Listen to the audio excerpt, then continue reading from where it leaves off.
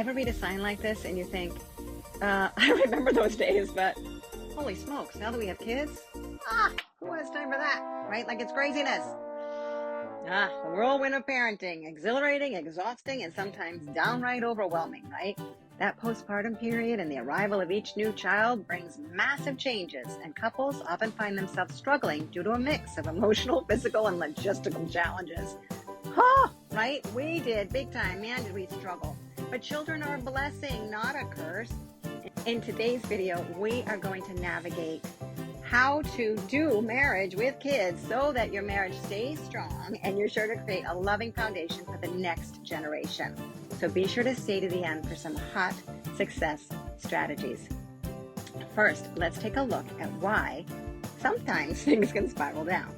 Number one is sleep deprivation and exhaustion. When sleep becomes that rare luxury, oh my gosh, patience, right? Out the window. Disagreements, little ones, can be monumental. Exhaustion is real. Oh my gosh, I remember. And it requires a lot of grace from one another for sure. And naps, right? So the shifts in roles and identity are also huge. Number two, parenting alters our personal identities and our relationship dynamics. One or both partners may feel lost in their new role, and the added role can be challenging while trying to build a career, keeping up our life, going to the gym and having friends. Number three is communication challenges. Very often I see clients struggle with unspoken expectations, which are really preconceived disappointments. We can't read each other's minds, and so it's critical that we openly share our expectations about who'll do what and when, right? So that we can avoid future resentments, hopefully. For instance, if you expect that he's going to start doing the laundry or cooking once the baby comes, have you shared that? Or if you expect that he's going to call you on the way home from work so that you can know when to have dinner ready, have you expressed that desire? Flexibility is so important here because we often don't know what we expect until we're in the midst of fire. For instance, I always wanted to be a career woman until I held my baby in my arms. Yeah, the big one up there. And then I didn't want to leave him. I wanted to be a stay-at-home mom. Number four, lack of time and connection. So between diaper changes, school runs, endless to-do lists, quality time together takes a back seat. So it's important it's important. It's simply not as easy as it was before. Number five, financial and logical stress. More children means more expenses, more planning, and sometimes fewer resources, adding extra strain. Number six is emotional and hormonal changes. Postpartum hormones, coupled with the stress of caring for a newborn, can lead to mood swings, anxiety, and postpartum depression. These are real biological factors that may need medical support, right? Number seven, unequal workload. If one partner feels that they're shouldering more of the burden, resentment builds, leading to conflict. And number eight, divided attention. With each additional child, parents often struggle to balance individual attention among their kids and still make time for themselves. But despite these hurdles, many couples become stronger by prioritizing open communication and support and having realistic expectations. Recognizing the struggles is the first step towards tackling them. So, is this something that you or someone close to you has been experiencing? I'd love to offer some thoughts on ways to make it more manageable. Because navigating the postpartum period and adjusting to life with each additional child, it's going to be tough. But there are ways that couples can support each other and keep their relationship strong. So here are some of the strategies. First is to prioritize communication. Make time to talk openly about feelings, needs, and expectations. And I know that this is tricky with guys, okay? I do know, right? Guys don't necessarily like the emotions that women have sometimes, but honest conversations, right? Be honest. It can prevent misunderstandings and build emotional connection and intimacy in the long run. If you're willing to be vulnerable and share that you're struggling and need help. The team check-in strategy, okay? That's going to empower couples to schedule brief daily or weekly check-ins and being intentional with a team mindset, right? Guys like sports, so go the team route. These conversations really do help them stay connected and adjust responsibilities before resentment builds. And it's super important for an exhausted mama not to resort to complaining during these team check-ins, or you're likely going to find your husband withdrawing and quitting the team. Instead, identify what you need by looking under the complaint. What's the genuine desire? For instance, instead of saying, "Oh no, the baby's getting a diaper rash. I think you changed him last, didn't you? I see poop on his skin. You need to do a better job." You might try. "Honey, I love that you're willing to change poopy diapers. Not every guy will. You are such a great dad. I'm concerned though that he's getting a rash. How can we do this better so that his little bump doesn't turn so painfully red?" Notice that I've added lots of gratitude for everything that he is trying to do. Give grace as he's learning, and remember, he can't read your mind. So if you need something, it's important to let him know. For instance, instead of resenting that you're exhausted and hungry while he's watching football, notice that you need self-care too. So you could politely say, "Hey, honey, the baby just fell asleep. I'm going to go take a nap.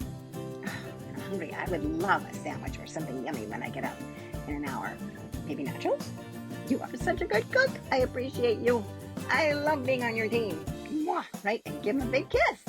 So keep it fun. Keep it playful. And food is most likely right to inspire a guy too. So if he's like most men, he really does want his wife to be happy, and he will go out of his way to meet her desire. But complaining is surely not going to inspire him. Next strategy is to divide and conquer. It's called a tag team approach. So instead of relying on one partner to do everything, strong couples rotate duties. So one might handle bedtime while the other cleans up after dinner, playing like a team again. Whether it's nighttime feedings, diaper changes, or household tasks, teamwork eases the burden, and it can make it fun, and then reward his points. Men do love to play for points.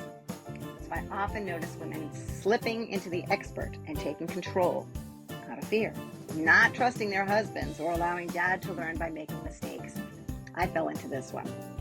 So from food choices to TV, I simply did not trust what my husband would give the kids.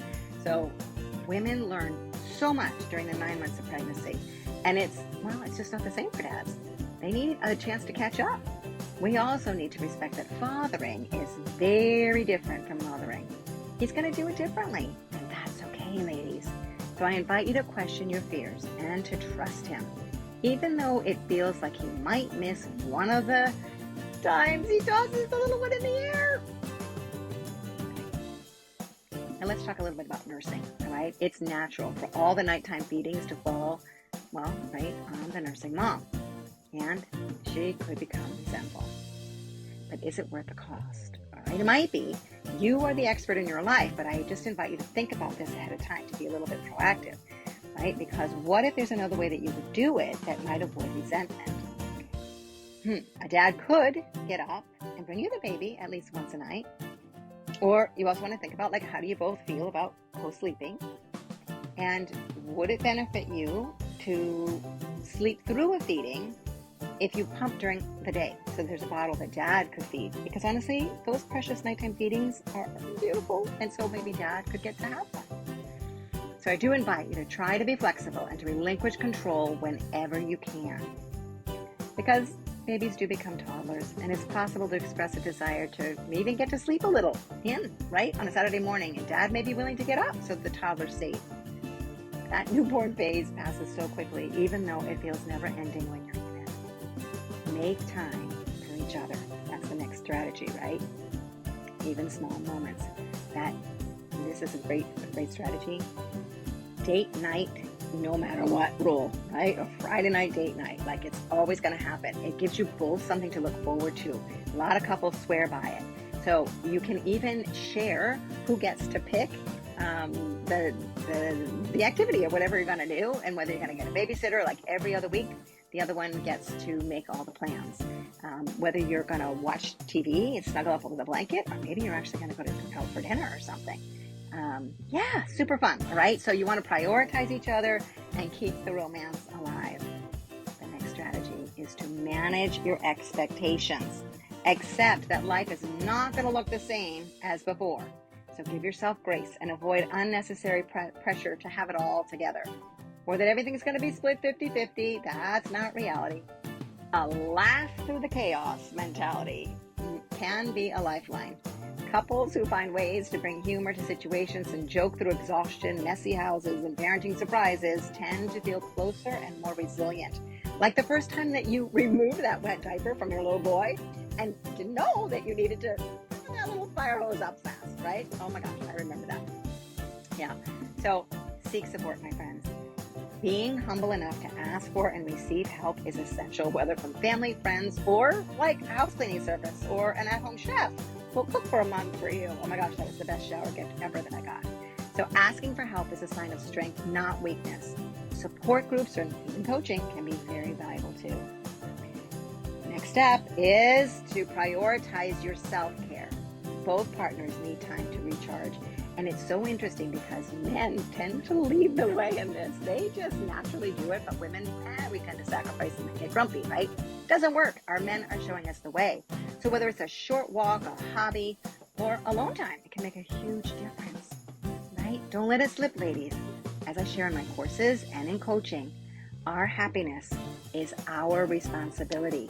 So one of the big mistakes many women make, and I certainly did, is that we delegate our happiness to our men. But no one can make us happy except us. It's our job. It's an inside job.